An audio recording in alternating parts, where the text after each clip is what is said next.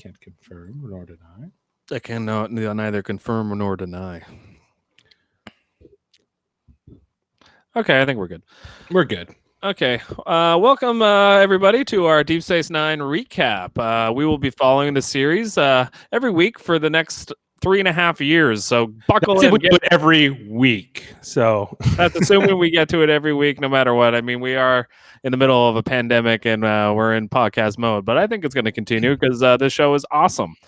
So we're going to have a variety of guests going forward on this show. But today it's just going to be the two of us, Super Mater Bros Podcasting, coming to you live from Burlington, Ontario, Canada. And this is broadcasting on Live Long and Podcast, by the way.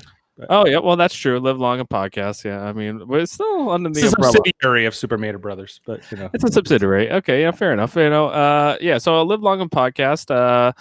Here, talking about the first episode is a two-parter. Star Trek Deep Space Nine, Episode 1, Season 1, Emissary. So, one of the really good pilot. I mean, going back and rewatching this. I mean, this episode first aired January 3rd, 1993. So this episode is like 27 years old, and it holds up. I think it's there's episodes, TV shows that come out today, and I don't think do as good of a job as this episode does. It's setting up multiple characters, the world, the atmosphere, while also paying homage to the show that came right before this, or is airing at the same time, which is Star Trek: The Next Generation. Right. So a little bit like I guess on Live Long and Podcast side, we've been rewatching the movies. That was our kind of first rewatch project, and we're still in the midst of that. We're at Star Trek 4. But we knew that we wanted to go back and watch the TV show, or all the TV shows eventually. So, we did one episode, kind of an offshoot with the original series, and I think we're going to continue to do sort of random episodes of the original series.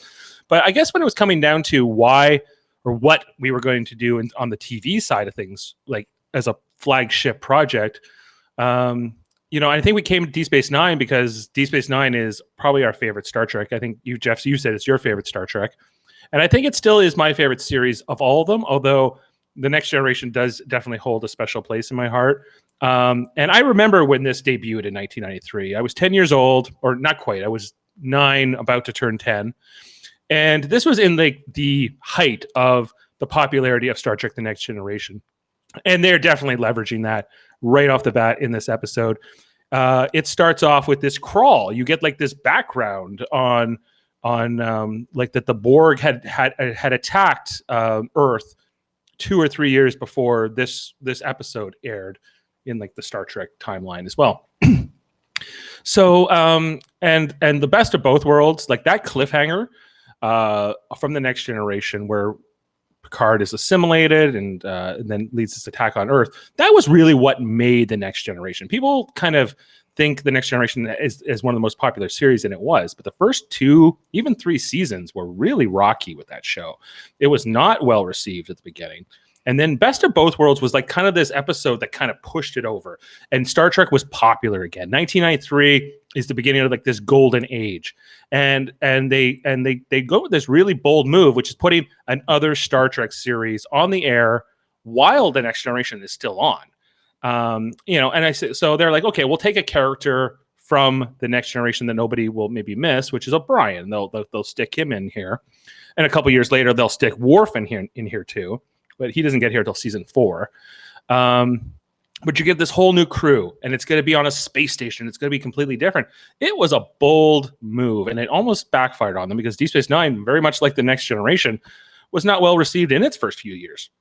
And I struggled as a fan of Deep Space Nine early on because it was different, and I was a kid, and it took me a while to come around on it. But now I love this. Even this first episode, even these first few seasons, I think are completely rewatchable and really good. Yeah, like the acting. I mean, the cast they assembled. I think for me, it's the best ensemble cast that all the Star Trek shows had. All the characters already feel fully formed, and it's the first episode. I mean, that's not easy to do. I mean, I don't even feel like they did that on TNG. I think it took a little while to build the even war for all the characters on TNG. That first season is rough, whereas it's like they figured out the formula by the time they shot this pilot of how do we formulate these characters? How do we give them a backstory? There already was a world built in TNG, so that helped. But they also are coming up with different things that weren't even really in TNG. I mean, the whole Kardashian, occupation, that whole background. I mean, there might be an It's episode set up in Next Gen, but it's not really a big part of that show, right? like it So is in this. right, it's like most people probably wouldn't even realize that maybe they did do like an episode. Did they do an episode in the first 2 or 3 seasons about the Kardashians? No, I don't think there's anything about the Kardashians and the Bajorans. I think until Laren shows up around season 5. So Right. I think that they were planting the seeds. Maybe it's season 4, but somewhere in there, Michelle Forbes joined the show. They created this Bajoran race, that backstory. The Kardashians were shown a couple times, I think, between season 4 and 5, but they knew they were going to be doing Deep Space Nine, so they were kind of planting all these seeds for Right. Deep Space Nine out. And I think a part of that was just business model. I think that they knew that it was going to get to the point where the principal cast on Next Generation was going to get too expensive, because every year you got to increase the salaries of the actors. So they're like, we'll just start over. And Star Trek had a really smart business model. It goes right back to the original series. We'll get a group of really hungry, talented actors, usually stage actors, usually people who are like got a Shakespearean background or some kind of like proper classical training, and but aren't well known, so that they won't have like these huge salaries. And over the course of years, they will become super popular. All these characters, even the ones we hate, like Neelix maybe, or somebody like, I don't know who's the least likable character on Deep Space Nine. Probably Rom. Most people don't like Rom. Yeah, and I like Rom. I think you can have too much Rom in some episodes. Yeah, but I like them too. Deep Space Nine. Like, I mean, there's more unlikable characters in Voyager. I find I could do without the Harry Kim episodes. I mean, most of those are pretty boring. But for the most part, they did a good job as far as building like you said, selecting actors that were hungry and were willing to show off their skills. And Star Trek certainly does that. So they write episodes specifically for one character most of the time, which is, well, I'm sure, an actor's dream. Right, like Avery Brooks. Was not a household name. I don't know if he's a household name now, but he wasn't. He certainly wasn't in 1993. I think he had done one other series before this. Terry Farrell, I think, was brand new to acting, and she was mostly a model before this. Alexander Sadiq Alpha, whatever his name is, the guy who plays Bashir. He was originally considered for Cisco. A lot of people don't know that he was nearly going to be Cisco. Then they decided he was too young, and they ended up getting Avery Brooks instead. But that would have been a very different show if it had been him. Yeah, for sure. Would he have been named Cisco, or would it have been a different name, or like? All right, as far as I know, that it was still named. The lead character was always named Cisco. Yeah. Really? Wow. Okay. Well, I mean, I'm glad that it was Avery Brooks, because I think he was the right kind of. He had the right temperament for that role. That role needed exuberance, but also calmness. And you see it in this episode a lot with the prophets, and when he's in the wormhole, all that stuff that's set up, and they wanted to do that right from the beginning, which is impressive because they continue that trope throughout the whole series. And they really set it up well in this episode. Every time it happens later on in a different episode, you understand what's going on, and it's not confusing. So I think I just think Avery Brooks was perfect, and I'm glad they did cast him. He was fantastic. So I just want to for people who haven't seen the show, or we just or we're just recapping, I just want to set up what's going on. So this is 2 weeks after the Cardassian occupation of Bajor. They have left this mining station called Terok Nor, and the Federation have taken it over as like protectors, basically. Right.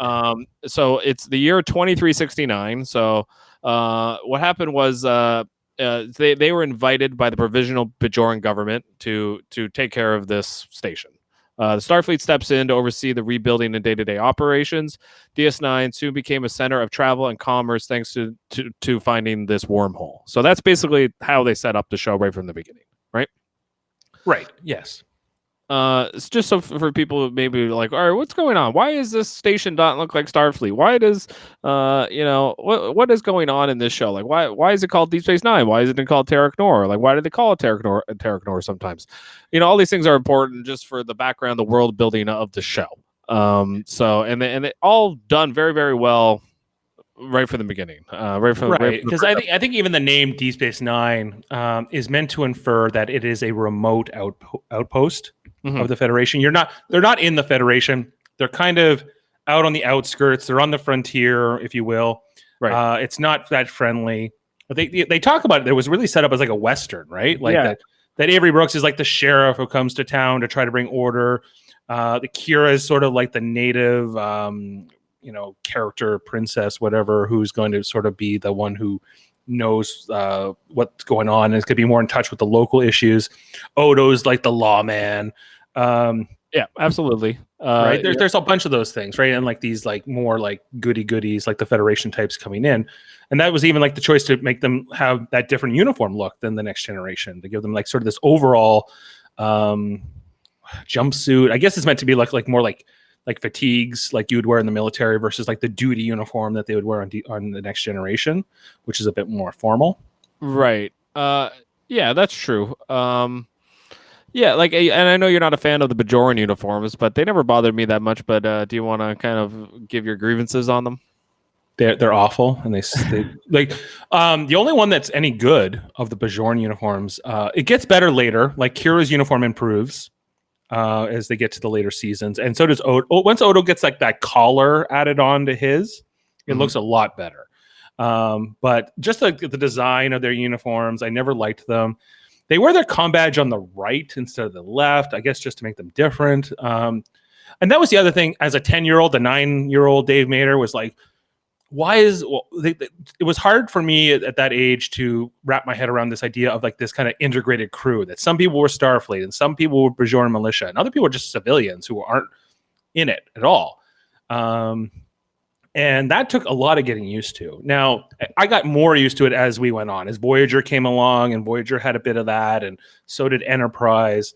I was like, okay, that's what they like to do, because they don't want to necessarily go with like that formula of the original series and the Next Generation, which was like all the Starfleet, and we're on a ship called the Enterprise, and we're looking around. This is going to be different, but set in the same universe and set in the same reality. But we're going to explore new stories, and that's, I think, what I ultimately came to love about this show, but was the hard thing to sort of get into at the beginning. Yeah, I mean, it wasn't like the original series or TNG. It's not a ship flying around, seeing a new planet and a new story, every single time. They did do that, but they didn't do that every single time. I do think that, of all the shows, I think it has the best sets. I love like just the way the station looks, and it remains the same throughout the whole show. There's just the promenade's this massive like set, right? Like a mall, I guess. Yeah, it's like a retail space. Do you know how they shot that? Like, is that a soundstage that they built? Yeah, it's a massive soundstage they built next to where they filmed Next Generation. So Voyager takes over the stage that that Next Generation was on, because when Next Generation ends, literally Voyager starts in that same space, because the Next Gen guys, they go off to make the movies in 2 years from after this point, right? And Voyager starts at that time too. Right, so that makes sense. So, but at the same time, like the station, like you said, must have been a huge soundstage just for the promenade alone.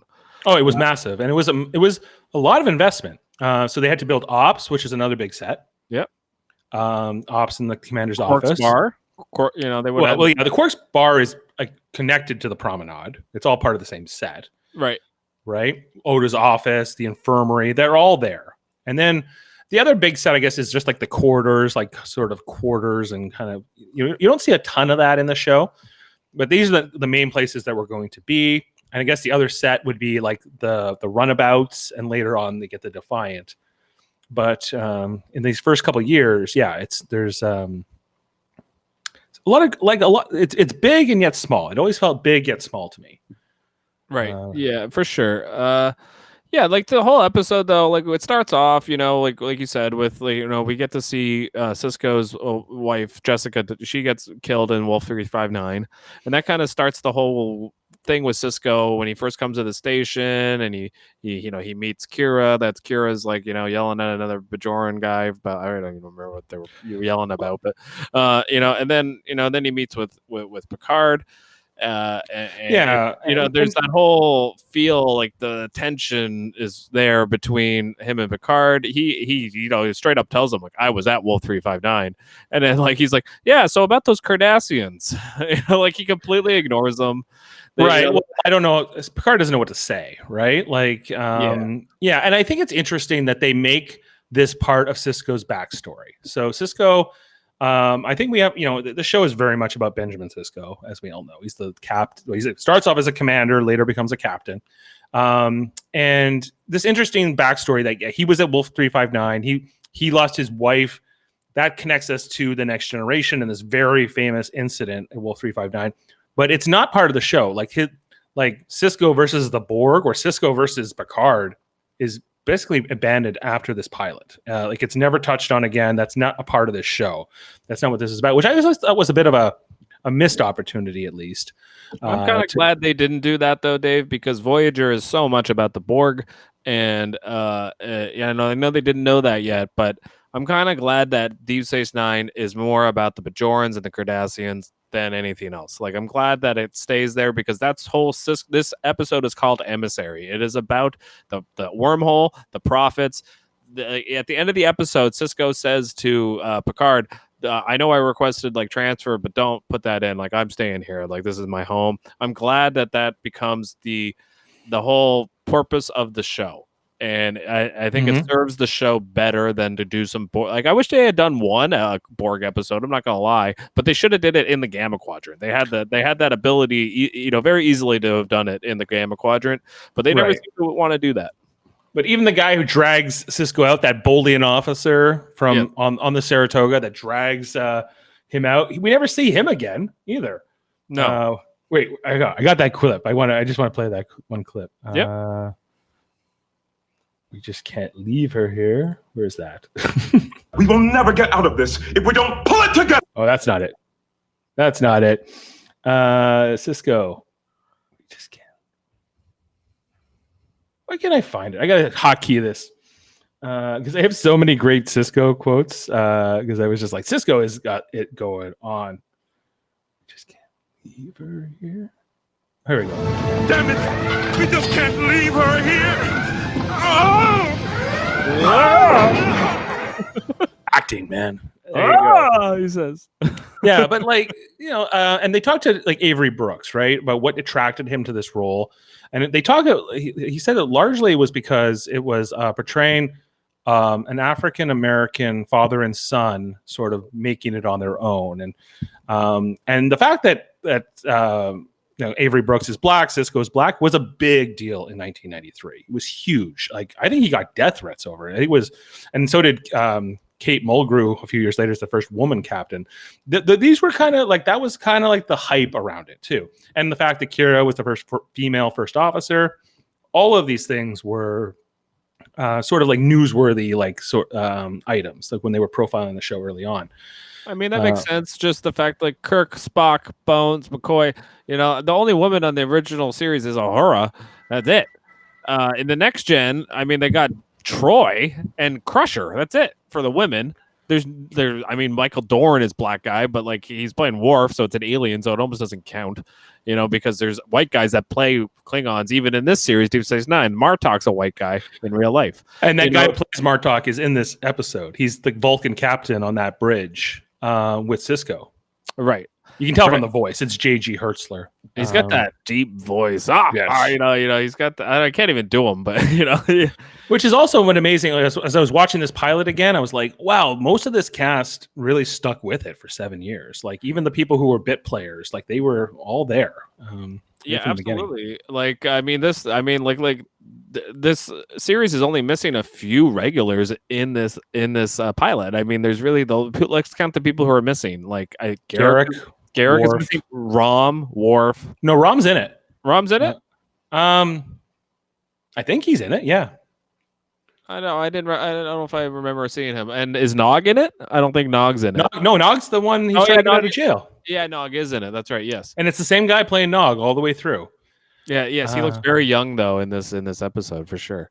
He was already grown up, but I know, but I know he was, but he looks young. And Ducat, we forgot about Ducat, but Ducat's set up in this episode, and he's the bad guy right to the finale. Right, and ultimately Ducat and Cisco, one of the great hero villain foils ever presented on television. Yes. It's set up right here from the beginning. Their sort of chess match that they have with each other. Yes. That's all in this episode. And like, credit to the writers, man. They really had a vision for this show. Maybe they didn't have the answers to everything. They didn't know how everything was going to go, but they really stuck the course. Like, what is set up in this first episode does pay off, for better or worse, right to the end. Yeah, and a lot more effort like went into this pilot than went into like Voyager's pilot, for instance. Voyager's pilot was like very sloppy compared to what's going on in this show. This feels more deliberate.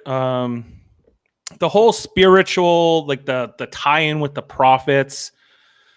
I don't know. It's never been my favorite thing about this show, but it's you can't deny it. You can't ignore it. It's part of this show. I personally like it. I enjoy every time, like this whole episode, every time that Cisco is talking to the prophets, and what is this death? What is this like linear? What is time? Like what every question they ask, and he has to explain it to them. And just watching the character of Cisco explaining humanity, human life, our existence, the way we are, to an alien life form that doesn't understand, to me is fascinating. And I really, what I love about Star Trek is problem solving, understanding a different culture or a different society or a different alien life form than humans or any other species, and trying to explain it, and like he explains it all in this episode. Like we're no threat to you. We just want to understand each other. Our threat is ideas. Well, what I especially thought was interesting, there was a quote that Cisco tells those aliens, the prophets. He says that my species, humans, values life above all things. That's right. Can we say that about humans today? Is that the difference between humanity of the 21st century versus the 24th century? Because I don't know, we're just in this pandemic, and there's all this like rhetoric going on right now about, well, yeah, like some people are going to die, but our economy is going to crash, and the cure can't be worse than the disease, and so I don't feel like we do necessarily value life above all things. I think we have a high regard for it in today's society, but that that kind of is a little bit of an illusion in this episode that these are more like advanced humans. They are a little bit more enlightened, if you will. Let me, like, just to play devil's advocate, let me challenge you with another Star Trek trope. The needs of the many outweigh the needs of the few, or the one. So the whole argument that the economy, I don't agree with what people are saying, that the economy is more important than one person's life. I disagree with that. I think but the thing is, people have this idea that if the economy crashes, even more people will die, or like that's the whole argument, that the needs of the many outweigh the needs of the one person dying. But the thing is, more people will die if you reopen the economy anyway right now. I mean, that's a totally different argument for a different podcast. Yeah, I know. It just kind of struck me when he said that. I was like, I don't know if I always feel that every day with the world. But and I agree. Like, I mean, we just in the 20th century alone, even it's funny that you said that, because this episode came out January 1st, 1993. That is very much around the same time that the Gulf War was going on. So, like, I mean, at the same time this show's coming out or being made, the country that makes this show is bombing another country for their oil. So yeah, because Gulf War was in like 91, so I think it ended around 92 or 93. It was still going on for sure. Yeah, well, I mean, George H.W. was president, and he's president from, I believe, 88 to 92. Is that right? I think that's right. By this point, I think that Clinton 94 to 94. I think that Clinton was just taking office when, like, he would have been inaugurated around this time. I think he took office in 1994. Clinton, maybe. So yeah, that's right. So George H.W. Bush was president when this show aired. Okay. Yeah, I was 9. I can remember it, but maybe not who the president was. Right. Yeah, so I mean, this episode has a lot of. I mean, I like every character. There's not a character I go, oh, that person's annoying, and normally that happens to me with TV shows where I don't like a certain character or a certain. I really think this episode, shows O'Brien off a lot. O'Brien is Well, he's the doing, only one the audience knows coming into this, right? yeah. Other than Picard. I do think that's why O'Brien gets a lot of show off time, which I'm fine with because it made sense because he had so little of it on TNG. That it was great. It was nice to see them give him that platform to show off. Cole Meany's a great actor. I mean, he was in Die Hard too. I mean, he was the pilot, but he's been in a bunch of things. He's been in so many movies. Under Siege. He's been in Con Air. He had a really big movie career around the same time, and it was a bit of like they had to convince him to take this series on, but I think he saw the value in having a steady job for the foreseeable future. So ultimately, he chooses to move over. But and Cole Meany goes all the way back to Encounter at Farpoint, which is the TNG pilot. Yeah, and he might be. He might have made more money from Deep Space Nine. In what's the word I'm looking for? Royalties than any of his movies. So like I would say it was probably a good decision.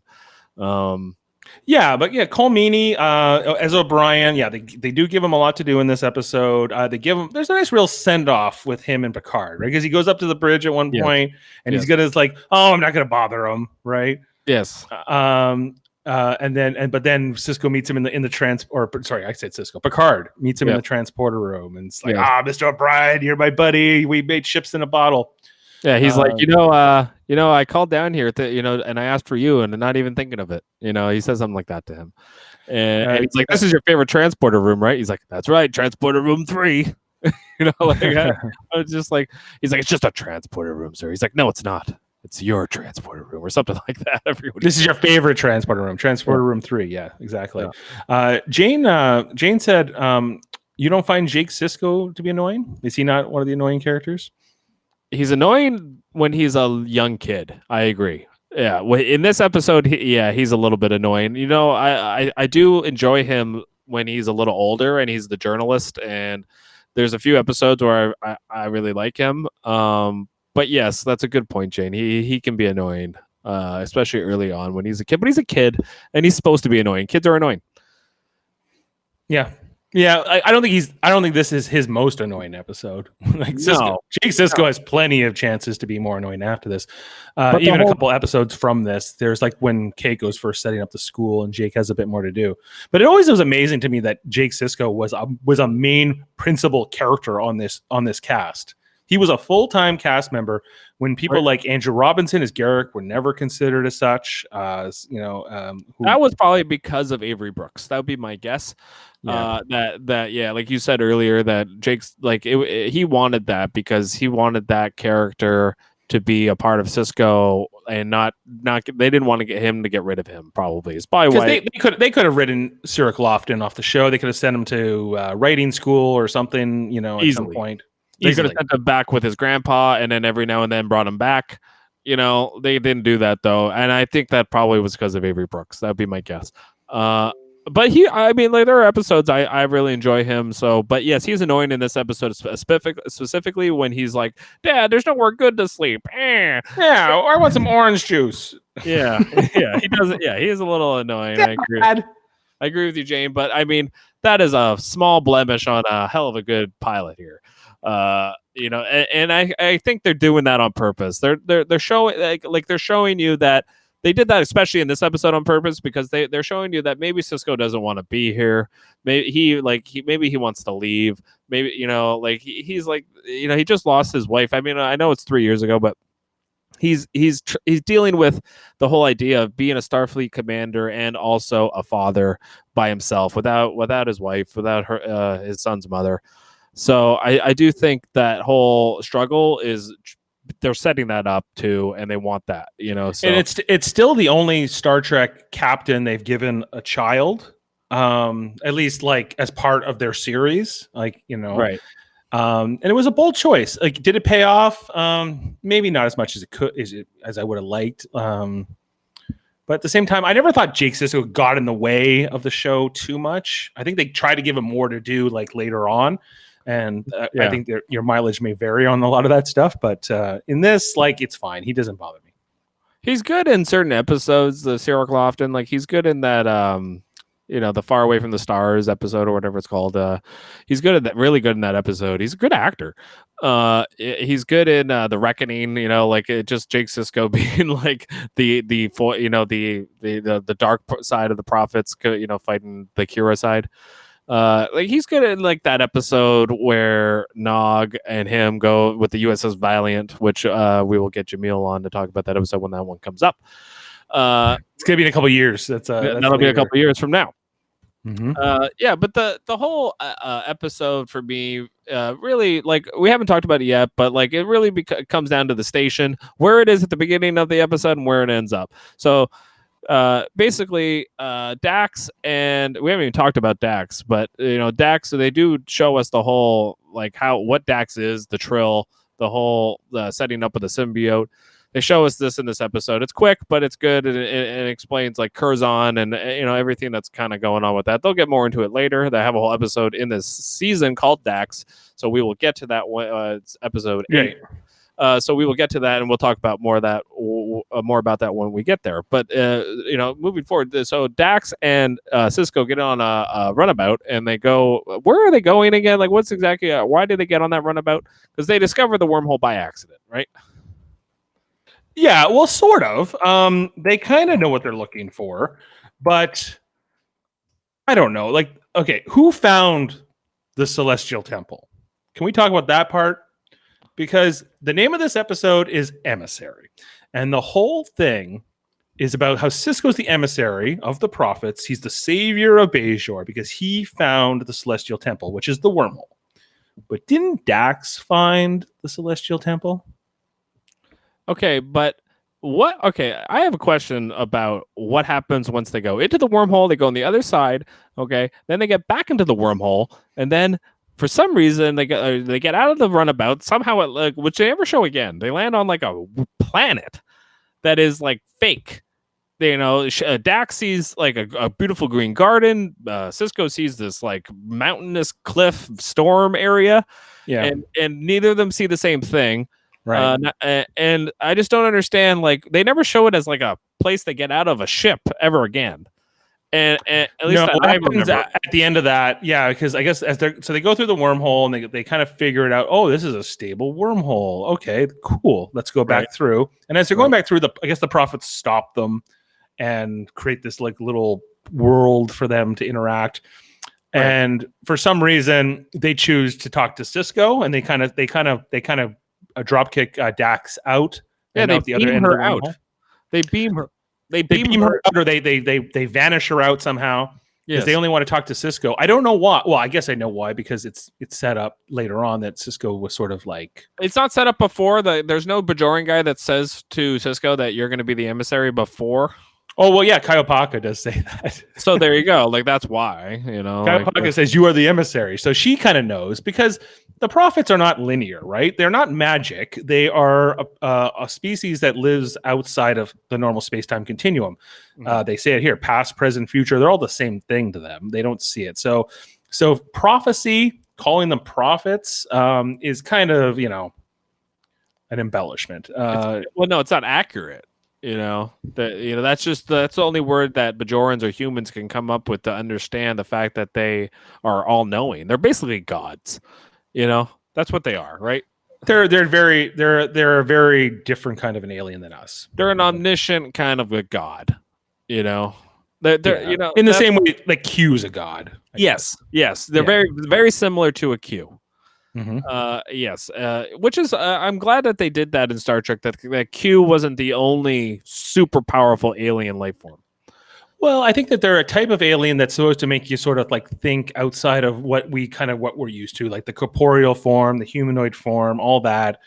Like this is, the thing that Star Trek is supposed to do. It's supposed to like give us sort of like these more challenging thoughts and ideas and concepts. And the prophets are just another one of that. And like how that influences religion and how important the spirituality of the Bajorans is around all that. And that becomes a huge part of this series. It comes up over and over again. Right. So what ends up Your happening here? arrival has been greatly anticipated. That's what she says to Cisco, Kaiopaka. So yeah, exactly. So your arrival has been greatly anticipated. That answers your question, Dave. Why Cisco? Why not Dax? Dax was there. It's because they've already seen him. They've already talked to him. Not in the past, but in their future, they're now. Like that's how their time works. They've already talked to him, and they've already seen the future. They've already seen the past. They already know everything. So that's how their life form works. That's why Cisco was always going to be Cisco. It was like in Supernatural, like when Gabriel says, "You were born to this, boys." Yes, kind of like it's kind of his destiny, right? Yes, it's Our exactly celestial right. temple. Worth a look. Yeah, exactly. Exactly. It is worth a look. Keep stick with us here on Live Long and Podcast, and keep keeping with us here with every episode of Deep Space Nine going forward, because the show just gets better. I mean, the first season is good, but for me, the show really gets pumping in about season 4. Like you said, when Worf shows up. When that happens, that's when the show really kicks into gear, and it doesn't necessarily always follow those same tropes of like TNG and the original series, where it's just episode to episode to episode to episode. This one, it does that, but it also has like a general story it's telling about this station, about it's okay with telling smaller stories too, because like the follow up to this bigger pilot is a bottle episode, which we'll talk about next week. Yeah. But yeah, like there's just sorry, where was I going with this? Yeah, the Deep Space Nine is a different kind of a Star Trek show. It was reinventing Star Trek, and I think that was hard for me and for a lot of fans to get on board with at the beginning. Right.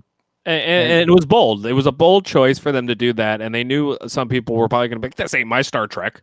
Get out of here." I need them gallivanting around the whole universe and finding things. That's what the whole show is. Well, I think before. You're not boldly going anywhere. I think what this show really, struggled with was that it was an alien space station. It was, and they had no ship, right? They have a bunch of runabouts, but those are just like glorified cars. We don't want to see people run around in glorified cars. We kind of want to see a ship, where that's what Star Trek is. And like when adding the Defiant later on was obviously essential for the show. Yes. Yes. But yeah. What season did they get to Defiant? Like the end of 3, or the middle of 3, maybe. Okay, so it is at least early enough on. I thought it was season 4, but I think you're right that it is a little earlier, and I do think that it was probably very much needed. They probably got to season 2 in the writing process, and were like, "We need to give these guys a ship." Well, I remember when they finally got the ship. I was like, "Oh my god, they finally got the ship!" And Stefan Marat. Mm-hmm. I remember saying to him at that time, like this is around 95. He was like, "They needed it, man. That show was going nowhere." Meaning, like. And it wasn't going nowhere, but it was, this show is set in one place. It's on a space station. There's and they had, the first episode here, they set up the Gamma Quadrant.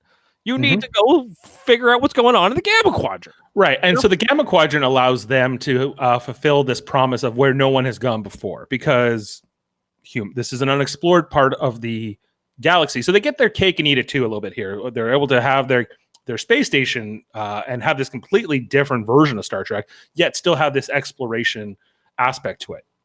Like, why not give, Cisco the ship right from the beginning? Maybe they just didn't think about it, but give him the Defiant. He arrives to the station onto the Defiant. This is Cisco's ship, but he's being given command of both. He has the ship and he has the station.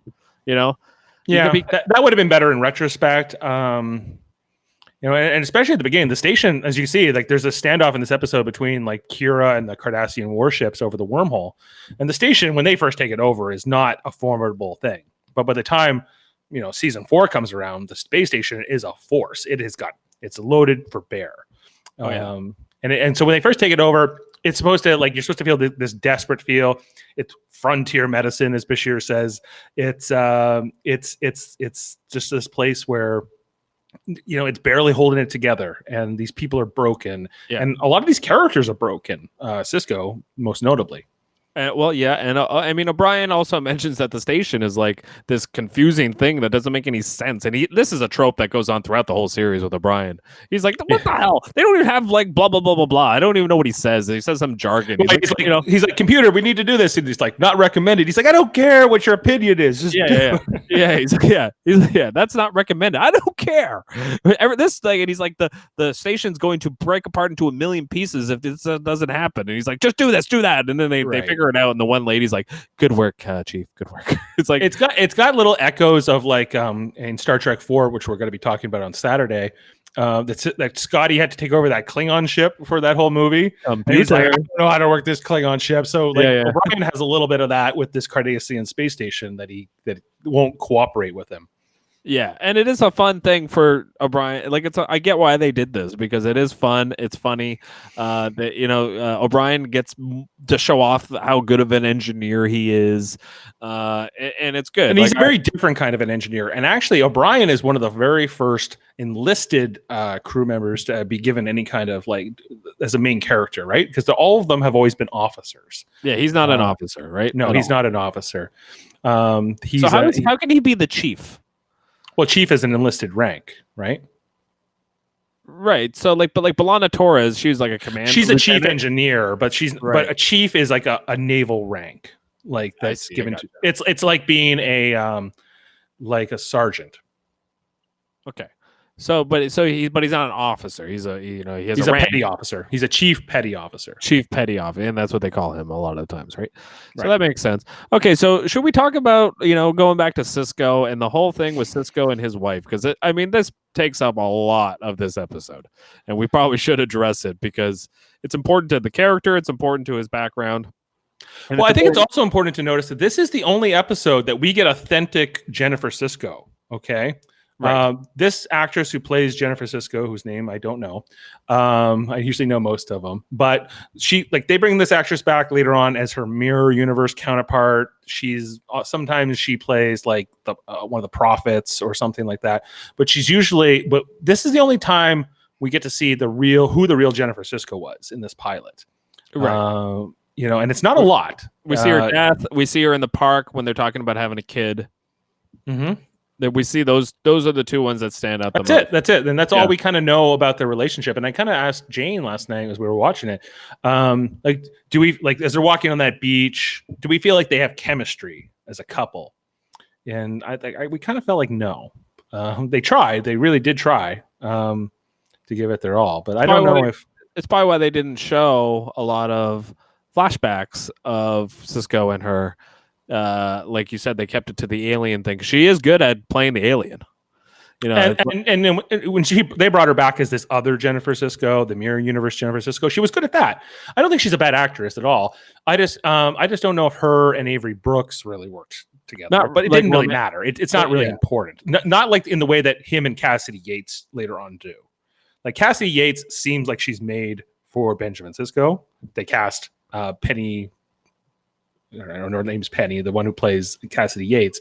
But yeah, Jennifer Sisko doesn't quite seem right for they don't seem like they have the right chemistry. But we didn't see a lot of it, granted. So right. But that's all we know about her is from this. We don't really see. We do see like the scene like I was talking about when they're in the park, but we're also seeing it from the perspective of Sisko with the prophets watching, and he's kind of reliving it too, right? So maybe it was intentional to be a little stilted. Maybe it was a choice. And that was not Jennifer. That was Sisko, by the way. I guess they're both. Like, I was holding lemonades, and my feet were burdened, and then, ow! Isn't this the most incredible thing you've ever seen? I mean, he goes big. I mean, you got to give it to Avery Brooks. He does not hold back on his acting performance as Benjamin Sisko. They were like, he's like, what do I have to know to play Star Trek? They're like, I don't know, watch Shatner. And I think he tries to be like a little bit like Shatner sometimes. I think you're right. I think sometimes he's like, that's why I love him though, because I do think he does the best of both worlds, not pun intended, of where he does that overacting like Kirk, but then he can bring it right back, gets serious, and be like Picard. So he's distinct from both of them, right? Like, yes. If you just talk about the first three on screen captains, Kirk, Picard, and then Sisko, They're very different. Kirk and Cisco have some connective tissue to them. Like they're both they're more like hands-on, more punch 'em kind of captains versus like Picard. I wouldn't say that. I would say that Picard and Kirk are more problem solver captains. They're more like, rely on their crew, figure it out. Whereas I find Cisco is more reactive. He's more He likes to yell. He likes to yell. Loves to yell. You're Starfleet officers. Now start acting like it. Yeah, he loves to yell at his crew. He loves to really give them the gears. He kind of is like a baseball manager, which is funny because we have a baseball reference in this episode where he's explaining linear life to the prophets through baseball games. Through a baseball game. So, I mean, and Cisco loves baseball. He has a baseball on his desk. He loves baseball with his son. So, like, everything about that makes sense that he's kind of like one of those managers that goes out to the plate and kicks dirt on the umpire's feet, which he actually does in an episode later on in the series. So I mean, maybe right. they always had that kind of trope. What? What? So, he is very much that guy. He's that baseball manager that goes nuts, but he's also reserved to know how to set his lineup, how to put his players in the right positions to succeed. He knows his crew better than anybody ever could, and he's just great at that. And that's why, for me, he's that's why he's probably my favorite captain, because he's kind of like a baseball manager, like a sports manager. Yeah, I guess so. Yeah. That makes sense. And the fact that they put baseball in it, because they had set it up in Next Generation that baseball had fallen out of favor as a sport. It was too slow and boring. And these other futuristic sports kind of came along and replaced baseball eventually. And that Cisco is sort of a renaissance man for baseball. And that they build that into his character right at the beginning. Yeah, and that's really cool too, I think. This is at the time, this is the year, or the 2 years where the Blue Jays were really popular. And had just won their first World Series, and were about to win their second one. As a Canadian kid, the baseball tie-in obviously did work for me quite a bit. Yeah, they would have just won in October, and they would have won the next October. So they had just won the World Series. This is right in the between. They're back to back. Is when this debuted. Yeah, that's right. The whole episode for me just really works. There's some bad CGI in certain parts. I just watched Jennifer Cisco walk through the fire as in a bathing suit. That's one, and I think that some of the effects with Odo as he's dripping through that grate. But it's 1992 or 3 when they made this. It's pretty good for the time period. It's pretty good for the time. It was state of the art. This is not long after Terminator 2, which was obviously the same kind of technology that they were using with Odo, right? Right, but the wormhole looks fantastic. Yep. I mean, so there are certain things that do look really good and hold up. Even though this was 27 years ago. Yeah. I mean, let's face it, this is not new. So this looks better in some ways. So I still find the Star Trek ships, even the runabouts, I like the way it looks more than the new flashy Discovery. I'll take this for CGI over the new stuff. Well, they were still doing practical models at this point with the space stuff, right? So when you see the space station, it's a real physical thing, right? It exists. It was built. And then they would shoot around it. It's like a miniature. And so are all the other ships and everything. And eventually they went to CGI because that became cheaper. But yeah, just thinking about that finale of Star Trek Picard, where all those ships show up, all those Starfleet ships show up, none of them look even close to as good as a runabout in this episode. No, and they have the money to shoot it. I mean, I don't think it's about cheaper. I just think it's about faster. I think it takes time to build these models, and it takes time. Maybe it is more expensive because they have to hire more people. You only got to hire one nerd with a computer to make all those ships warp in there in Star Trek Picard. But what you get, for me, I know you're not the biggest fan of the opening sequence where there's no words and they're just showing the space station, but they are showing that space station off. And I love every moment of it. Because I didn't know it was real, but I mean, it makes sense because this is our home. This is our setting for this show. And this is where we're going to spend our time. And it's just like a ship, but it's just, I don't know. there's some sort of an atmosphere of familiarity and like a feeling of home. And that's what I love about this show, is that it gives us that right from the That beginning. it feels like a real place, and like apparently, Right. like even Deep Space Nine is a station as it appears in the show. Like it went through many different redesigns, as far as I understand. Like they were going to make it more extravagant, and it was going to have more things on it, and da da da. But then they said no. Like at the end of the day, this is kind of a family show. Like so they said that the direction was just like a kid could draw like the Enterprise like on a piece of paper. A kid should be able to draw this space station, right? And that was sort of like the note for it, is like it's got to be simple and easy to understand. I mean, and it's I think it's right behind you on the shelf behind you. But yeah, Yeah. like that the station there is.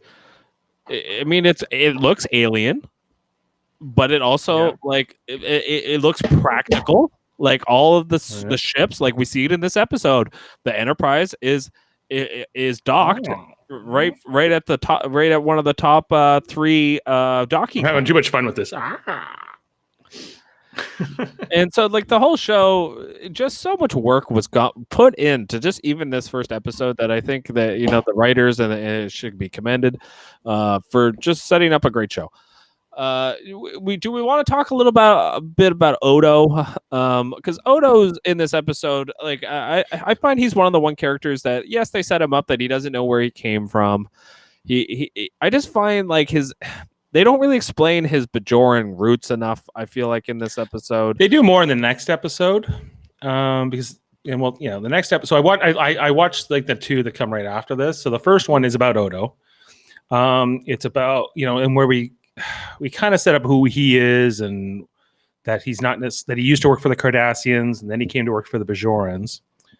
What do you want to talk about like why, like what's his? I just think like they don't give him a lot of importance within this episode, and maybe they couldn't. There's a lot it is a 2-hour episode, but they don't seem like there's no real setup of the relationship with him and Kira that becomes very important.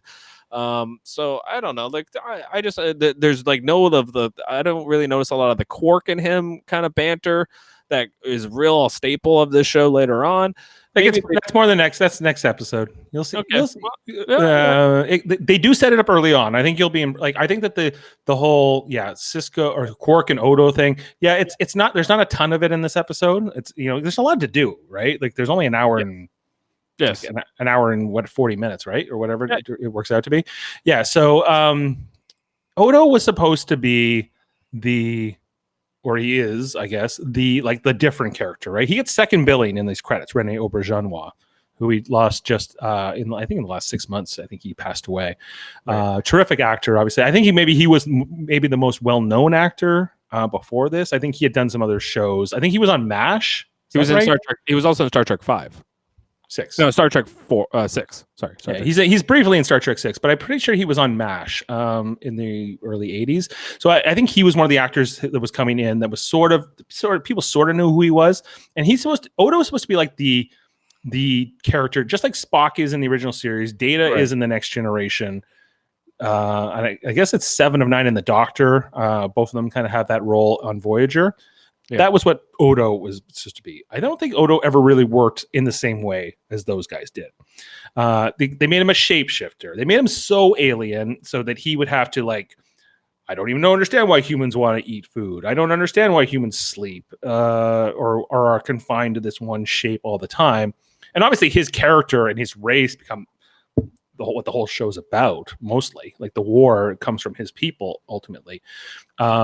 But Odo is such a grumpy man, hard to like as a character. And the way that Rene Auberjonois chose, the way he was written, and the way he chose to play him, I don't think he was ever made to him as super endearing. Although I do like Odo, I like all this cast, but I think he was the one that maybe he just doesn't land the way Data or Spock or like 7 of 9 or the Doctor land. I would say I agree with you that he is the different character. He's the different character that is supposed to stand out, and he kind of fades into the back. a lot of the episodes. I mean, he's basically the most important things about him are, like you said, his connection to the war, his relationship with Kira, and his relationship with Quark. Those are like the main things that Odo is known for later on. And I just don't. None of those things are really set up in this first episode, other than a little bit of like I don't know where it came from, and a little bit of him and Quark. yes, That's about it. yes. That's all there's time for, really. That's fine, and I'm fine with it. I was just wondering, should we talk? In the first episode of TNG, is Data set up a lot more than like Odo was set up in this episode? I feel like he was. Yes, I think he was. Yeah, Data got that. Like Data got a lot more screen time in Encounter at Farpoint than Odo got in this, for sure. Okay, yeah. It was also because of the position they gave Odo. They gave him this position of security chief. Right. Right, they made him not a Starfleet officer. I think that also is like, okay, then who's he? Why do I care about him? I mean, I get with Kira, right. She's the first officer to Cisco, so they put more importance on her than they put on Odo. Yeah, he's a character that I think that the show was richer for having him, but he's not my favorite character. Yeah, me either. I do think he's good, though. I really love his performance. There are certain times, certain episodes that are Odo-centric that are very good and that are really, I mean, the actor is fantastic at playing him, and there's some moments where you just can't help but laugh at some of the one-liners that Odo has. Yeah. I didn't think I was going to like him. Exactly. I didn't know if I was going to like you, Odo, but I do.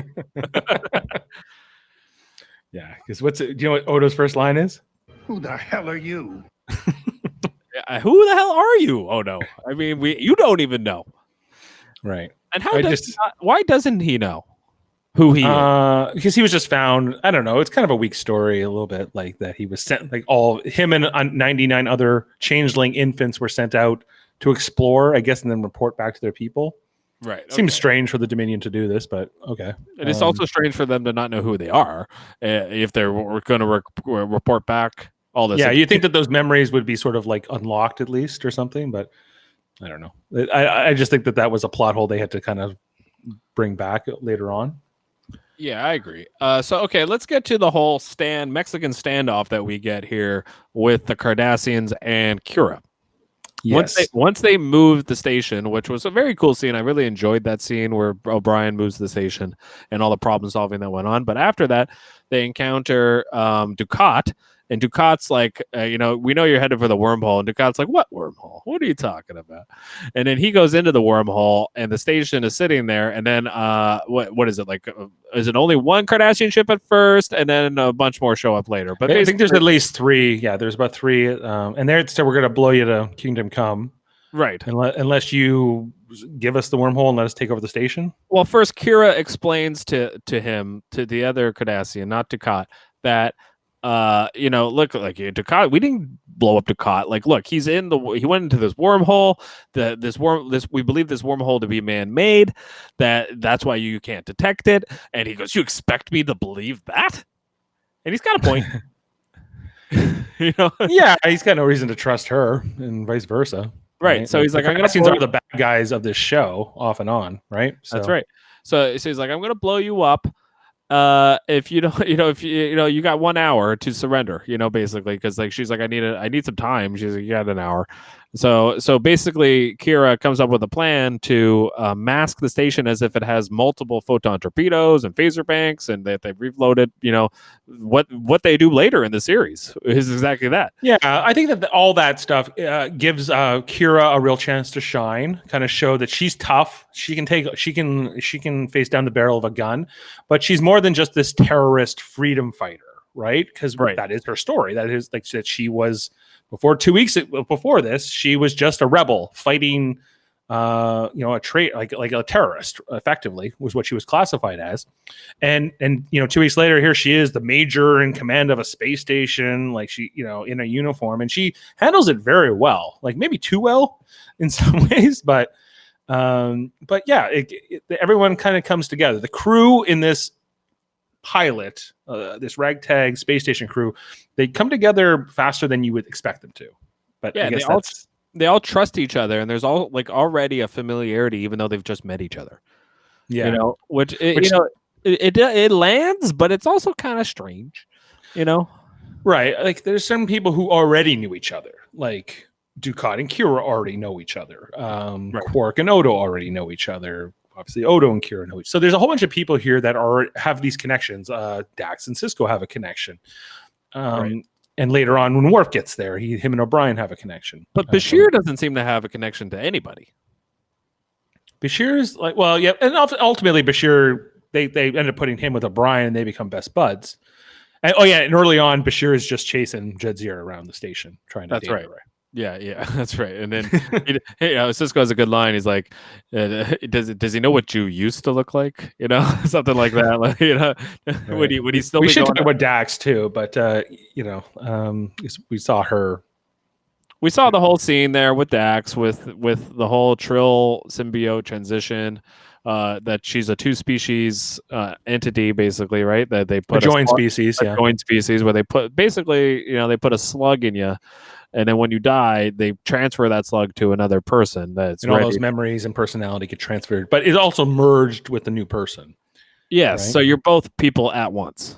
Right. So the whole idea, like the Trill were set up in an earlier Next Generation episode. They got a whole redesign for this series with the spots down the sides. That's not how the Trill initially looked when they were first brought in, but this is the look they'll have from this point on.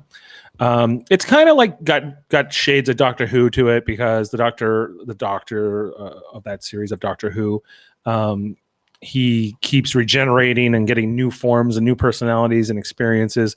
And the Trill have a similar aspect to them where that personality carries over, but it's a new person. And I think the whole relationship between Cisco and Dax, I always liked it. I thought that Terry Farrell and Avery Brooks really worked well together. And they made it work. We'll talk about Ezri Dax in 3 years, I guess, but leave that to another time. Well, let's not get onto that now. we get 6 great seasons with Terry Farrell in this role. Right.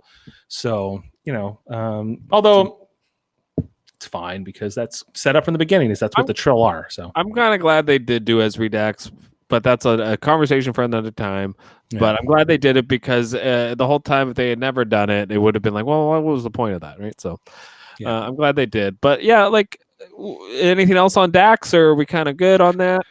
Yeah, well, she doesn't. Yeah, we kind of touched on it there. I'm just trying to go through all the main cast. So, Quark. We haven't talked about Quark. Quark's great. I love Quark is great. He has some of the best one-liners, even in this episode. He's always great. I mean, the Armin Shimmerin that plays him is really good at playing this character. He's a staple of the station. He's there from beginning to end. He's just. You need Quark. Deep Space Nine is not the same without Quark. Right. And, I think that maybe the fact that they had Whoopi Goldberg on The Next Generation kind of showed them that, okay, we can have this civilian character, and they don't have to be part of the main crew, but they can have a major role in the show, especially on a space station. Right. And making him a Ferengi. And we got to explore, we learned a ton about the Ferengi, right? Because the Ferengi before Quark and before this show they were kind of a comical kind of race that didn't really land. They were originally supposed to be the big bad in The Next Generation. In the first 2 seasons of Next Generation, the Ferengi they're the new Romulans, they're the new Klingons, and everyone's like, these guys with the big ears, and they're all like little guys that are, hey, we're gonna get you, and this is what we're supposed to be afraid of. And so they reinvent the whole Ferengi part of this. They make them still this scheming, devious bunch, but Armin Shimmerin brings such a richness to this character, such a depth, right? And then they have a few Ferengi characters, Rom, Nog, later Brunt, and they're not all the same. I find, and they're not all the same. You see the diversity among their personalities. That was always my complaint with all the TNG Ferengi episodes, and even Voyager, I think, had 1 or 2. Anytime there was Ferengi, they always made the Ferengi one note. They were always like you said, scheming, obsessed with money, and Quark is obsessed with money, but that doesn't define who he is, even though he claims it defines who he is. There's more to him than that. There's more to him than that, right?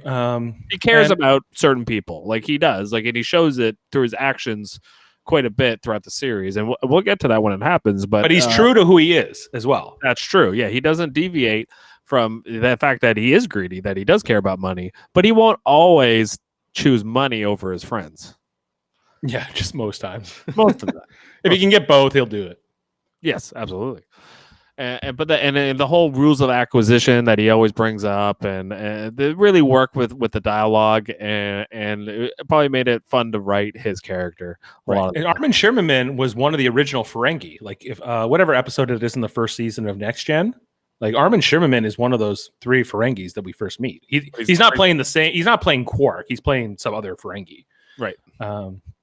So he probably liked it. He probably liked where he could go with the character. He probably went to them and said, "Hey, if you're thinking about a character, I mean, I think that would be fun." This is what, I think that ultimately they made the Ferengi more human, and that's what made them work. Yep. And that's usually what makes it, alien life forms work, or like even like Data, who's AI. The more they made him human, the more he worked. And I think that's important with the show for sure. Like this show is, they don't have that many aliens though. I mean, they do have Dax is an alien, but she's basically a human with spots. I mean, she had, she doesn't feel like an alien, other than she's got the symbiote. Yeah, she has the symbiote, and she has like 300 years of history. But other than that, she's like, attractive, almost, female. The Trill don't feel different than humans, right? Not really. No. Yeah, I mean, and neither did the Bajorans mostly. Yeah, and the Bajorans are the other one. They're aliens, but like they feel very much like just like an oppressed people. They wear earrings. So whereas Cardassians feel more alien. I'm not just talking about their look, but they're also like they show off more with them. Like so some of the things that they enjoy, like what do they drink, that Kanar, and they just their uniforms like protrude out. The Cardassians were always just like the Gestapo, right? Like they were the well, I guess like the Obsidian Order was really the Gestapo, right? But they were like the SS. They were the Nazis. Yeah, absolutely. And the Bajorans and the Ferengi both kind of represent the Jewish population. Both of those, they both do in different ways. The Ferengi, for very different reasons than the Bajorans, but they both kind of represent the Jewish, maybe more stereotypical offensive tropes of the. But it's definitely there. It's definitely there with the Ferengi.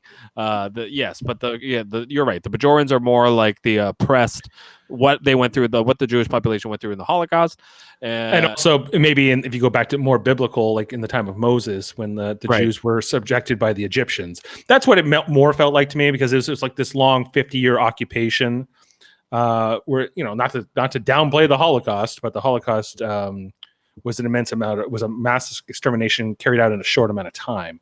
Right. And really what the Cardassians were doing was, I guess, closer to what the Egyptians were doing to the Jews in the Bible, in that Exodus story, where they were exploiting them, enslaving them, getting them to work for them. That also happened in the Holocaust. They were absolutely using the Jewish population for slave labor. Yeah. So they're both involved. Like it was kind of like if the Holocaust lasted for 50 years. Yeah. For sure. Mm-hmm. Absolutely, you're right. So I mean that's pretty much the principal cast that we've covered. Is there anything else that we kind of want to break down? Like, do we want to break down kind of the end of the episode here, where where Cisco comes back? The whole moment here where Cisco is reliving the death of Jessica, and the alien life forms keep saying to him, "Why do you exist here? Why do you exist here?" And he doesn't quite understand. And then he starts to think about the fact that every time he closes his eyes, this is the moment he sees, and he can't get it out of his head. And he starts to understand that the prophets are kind of showing him this for a reason, even though he wants to leave and he wants out. They keep showing him this moment because it's part of who he is. It's his existence. He can't run away from it. It is not linear. It is not linear. It doesn't make any sense. If your life is linear, why is this your existence? Why is this when you close your eyes? Why is this your focal point? Right. And why is this moment more important than every other moment of your life? Right. And it's because it was the most traumatic. It was the most defining. It It defines Cisco in a lot of ways. The fact that he's a single dad, the fact that he's a Starfleet officer, the fact that this moment in time happened to him that he probably feels like should not have happened to him. He blames Picard. He blames the Borg. He blames the whole fact that he was a Starfleet officer. He put his wife in that position.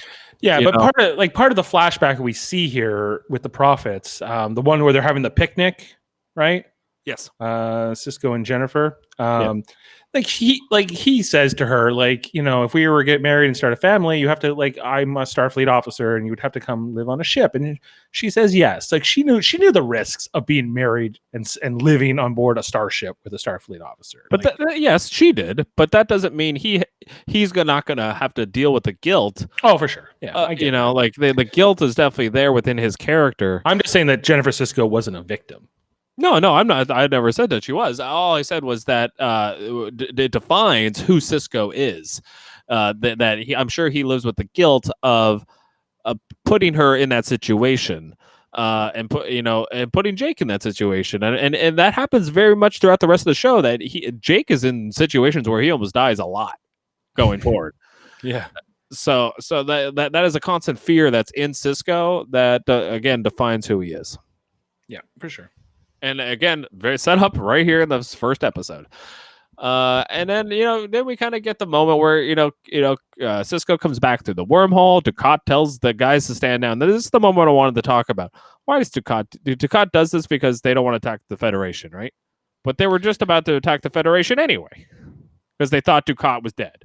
And then that would have been justified. Right. The way that the episode presents it to us is that because I guess Dukat goes through the wormhole, and I guess he doesn't know how to get back. So Cisco helped him get back to the Alpha Quadrant. And so out of gratitude, they don't attack. Right. That's exactly right. Yeah. Is that what it is? I guess. Well, Dukat, we don't see Dukat talk about it, so we don't really know what his motivations are, but no, that's what we're led to. That's what Cisco says, but I also feel like because Dukat wasn't dead when they thought he was dead, and he comes back through the wormhole, it's like, oh, okay, well then now we can attack because then we'd be starting a war. Right. We don't have probable cause because it seemed like they had somehow destroyed Dukat, and so that's part of the conflict here, and they don't have a reason like that now. That's right. So there, that's pretty much the end of the episode. That's where we kind of he comes back onto the Cisco does. He comes back onto the station. He meets Picard again. Yes, he does meet Picard one more time, and he tells Picard, I know I had said that I want to transfer out of here probably because of Jake, but he says no, I want to be here, and don't say anything like that because Picard gives him kind of a cryptic answer. He kind of goes, well, I don't know if I can do that. Are you sure? Is kind of what he says to him. and he's like, all right, well, I mean, I'll try, but I can't promise anything. He's kind of a dick. I already signed the transfer papers myself. Yeah. And they never see each other again after this, as far as we know. That's right. As far as we know, those two never come into contact, which is kind of a missed opportunity. They probably should have brought him back for one more episode, but I kind of understand why they didn't. But it would have been nice to see one other TNG character at some point, because they couldn't do Voyager. Obviously, Voyager was in the Delta Quadrant. Well, they did a couple crossovers with Deep Space Nine while the Next Gen, while they had this 2-year crossover, because Deep Space Nine's ratings were down, and so they did there was a couple episodes of Next Generation where they tried to boost it up. I remember there was an episode where Bashir and Data are running around together, and I think there's another episode where Riker is trying to find Picard while he's working on that ship, that rogue ship, and Riker calls Quark for some information about the Duras sisters. So there were some connections between the two shows, but not as much as maybe they could have been. But I think there was also this narrative of we need to have our own stories. We need to have our own cast and our own stories, and let Next Gen do their own thing. And I kind of understand that. I like that Deep Space Nine really sinks its teeth into its characters, and it would have been self-serving to just do TNG cameos, So I'm glad they did not do that. I'm glad that they built this show. It's why I like this show so much. It's why I think most people like this show, is that in any given episode you can throw on, there's a great story, and that's what's great about certain episodes of TNG. And I think Deep Space Nine figured out that formula to do that right. and that's what I like. I mean, that's why I'm excited. I'll never not be excited to recap an episode of this show, unless there is a couple episodes. But for the most part, this show really lands pretty much every episode for me. What do you think? I think you might be saying a different tune as we move through some of these, especially this first season. Mm. But I am looking forward to a number of other episodes equally so. I think that they're especially in the first 2 years, because the Bajoran storyline is such a prevalent thing. Like, and we'll get all to all that, but as we go through this, but like, I don't, to some people that didn't really land so well. The third season is when the Dominion really starts to amp up and that becomes a thing. And so I think I think it's going to be a little bit up and down for the first 2 seasons until we get to that, like where that Dominion storyline is headed, which I think is more interesting. Well, if I remember correctly, that a lot of it has to do with the Klingons early. Not till Worf shows up. Right. But there is a Klingon war that happens before the Dominion War, correct? Yeah. So season 4 is kind of like the calm, or it's the storm before the storm. It's where the Dominion is kind of turning all the Alpha Quadrant powers against each other. So they kind of stage this like breakup between the Federation and the Klingon alliance. And so they kind of go into conflict during that season 4. And I'd say like maybe somewhere halfway between season 5 is when the Dominion officially goes to war. And that carries through right till the end of the season 7.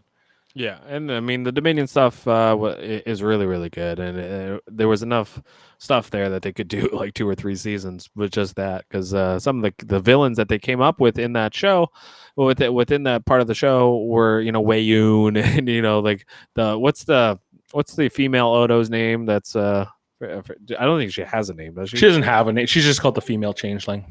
She's a founder, and she's really good in that role as well. But yeah, Absolutely. And then obviously Ducat, So those everybody, there are no slouches. Like, you want to talk about the Westworld being the acting Olympics, like we were saying the other day on Super Mater Brothers podcasting. Like, these was a strong cast. It really was, and you could tell that they were well rehearsed. Oh yeah. Part of the story also of the Deep Space Nine show is that while on the Next Generation and even on Voyager, like the cast behind the scenes was always making jokes, always having like a romp with each other. Like, there was a lot of outtakes and things like that. And that all comes from the top, whoever like your lead person is, right? It was Patrick Stewart with Next Generation, and here it's Avery Brooks. And so the story of the Deep Space Nine set is it was not a happy place. Avery Brooks was very serious about this role and his work and knowing his lines and being well rehearsed and not messing around. And so, for better or worse, I think, I don't think that changed when Worf got there either, because Worf had to kind of, like, Michael Dorn had to kind of conform to what they were. So true, but there are episodes that Sisko's not in at all, and and it does make sense why you can play that clip. I know you have it ready, but it's the clip where he's like, "What do you start acting like Starfleet officers?" You're Starfleet officers. Now start acting like it. That's pretty much. What the hell do you want from me? That's Avery Brooks. That's the kind of the mantra that he was probably living. I want to know what the hell is going on. I want to know too. So I do understand that. Like, it does start from the top. They look to one person to kind of set the tone, but at the same time, Sisko isn't the focal point of every single episode or every single story. Right. He is definitely in this episode because he's the lead of the show. But at this point, Star Trek had established sort of that character-driven episode by episode thing, right? So the second episode is an Odo episode. The third episode is a Kira episode, etc. Like that format, they knew it was working by this point. They had figured out how to make a Star Trek show, a syndicated Star Trek show, work, and they were just continuing with that. Yeah. Absolutely.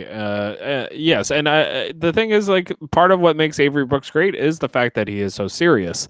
It's part of what makes Sisko a great character is that he's really good at. I believe him as the captain. I believe his serious. I believe he was well prepared for this show. Avery Brooks was, and I think Picard, like Patrick Stewart, all same thing. Whereas I don't feel that when I watch Kirk back Kirk is a gunslinger. He's he Right. didn't know his lines. You know, Well, and the story of that cast was that everyone hated William Shatner. At least that's what George Takei would have us believe. And that the rest of the cast was tight with each other on the original series, except for Shatner.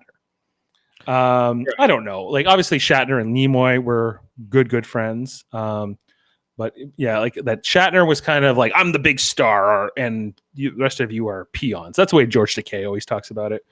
I don't know. George Takei though was like never really. I mean, he was never really a big actor. So I mean, he was only a Star Trek actor. Shatner went on to do other things. I think just George Takei can be a wet blanket sometimes, and Yeah, that doesn't surprise me. That I mean, did Chekhov or any of those other guys ever say that about Shatner? Only James Doohan. Only James Doohan said he hated William Shatner's guts. So, well, okay. I mean, yeah, James Doohan seemed like a really good guy. there's a story where Shatner calls up Nimoy. He goes, Leonard, Jim Doohan hates my guts. Jim Doohan hates my guts. You know, and wouldn't it be great though if to get Cisco and all this cast back together? I guess you can't anymore. Odo's gone now. Rene Auberjonois is gone. I would have loved they had made a movie right after the show ended, like TNG made movies. I would have loved if they had made at least even. It'd have been a straight to video. Like, people would have watched it. Come on, just one movie. I think now that Rene is gone, I don't think we're gonna get that now. I doubt it. No, we were never gonna get it because Avery Brooks is a crazy man, and yeah, he's a bit eccentric. Have you watched the What We Left Behind documentary yet? I've watched the captains. I've watched like where Shatner goes around talking to all the captains, but I have not watched that one. We should even maybe podcast on that, because What We Left Behind is this documentary, just came out last year. Ira Stephen Bear, who is this eccentric writer, he was the showrunner of this series. It's all led by him, and they pitch what the new 8th season would it be. Okay, but it's also talking just about the story of the show. So I really recommend checking that out to Jeff and to everybody who's watching and listening. You know, I think this cast, this story, there's more to it. Even if you never had a complete reunion proper, bringing back some of these characters, I would love to see where some of these characters are at. Yeah, for sure. It would be nice to see. Like, I think they really missed an opportunity when they brought back Star Trek with Discovery and Picard. They missed an opportunity to really build the world of what happened to Cisco, Worf. You know, I mean, we got to see, like, I mean, Jane keeps mentioning like how much she like really appreciated Riker, and they showed him in like one scene. I mean, I would have loved to have seen like a whole episode with Riker, or a whole, you know, they did it a lot in Voyager. I found, you know, like they did do episodes with like Troy and Barclay and these characters. That were we got a Thomas Riker episode, right, on Deep Space Nine. Yeah, that's right. So like I just wish I wish they had made a new show set right after the events of Voyager, that like right after, or like, and then and showed us what was going on at Deep Space Nine, who was running the Enterprise now, if it wasn't Picard anymore, or whatever, you know. I would have enjoyed that. I would have enjoyed a new Enterprise. It's all Les Moonves's fault. Yeah, I blame. Well, I mean, yeah, exactly. I'm Julie Chen Moonves.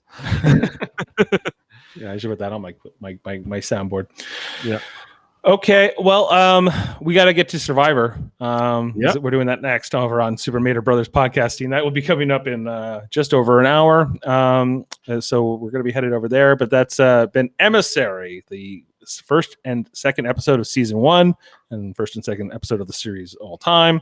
And then we'll be back next week to cover technically it would be the third episode.